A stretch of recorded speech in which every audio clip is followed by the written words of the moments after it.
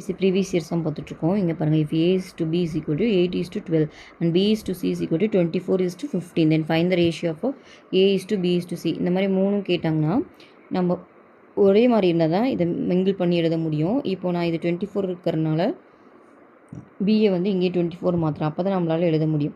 அப்போ நம்ம ரேஷியோவில் இருந்ததுன்னா ரெண்டையும் ஒரே நம்மளால் தான் மல்டிப்ளை பண்ணணும். இதை 2ஆல் மல்டிப்ளை பண்ணால் இதுலேயும் 2ஆல் தான் மல்டிப்ளை பண்ணணும். இப்போ இந்த a is to b என்ன ஆகிடும், இங்கே 8 2s are 16, இது 2ஆல் மல்டிப்ளை பண்ணால் 24 ஆகிடும். இப்போது இங்கே b is to c பாருங்கள், 24 is to 15 இருக்குது. இப்போ ரெண்டும் சேமாக இருந்தால் தான் நம்மளால் ஜாயின் பண்ணி எழுத முடியும்.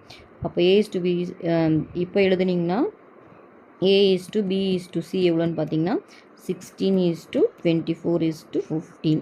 ஓகேவா? இது வேறு எதுவும் சிம்பிளிஃபை பண்ண முடியாது. அப்போ ஆன்சர் பார்த்தீங்கன்னா 16 is to 24 is to 15. ஓகேவா? இந்த மாதிரி சம் கேட்கும்போது நீங்கள் ரெண்டையும் ஒரே நம்பராக மாற்றி தான் ஜாயின் பண்ணி எழுதணும். ஓகேவா?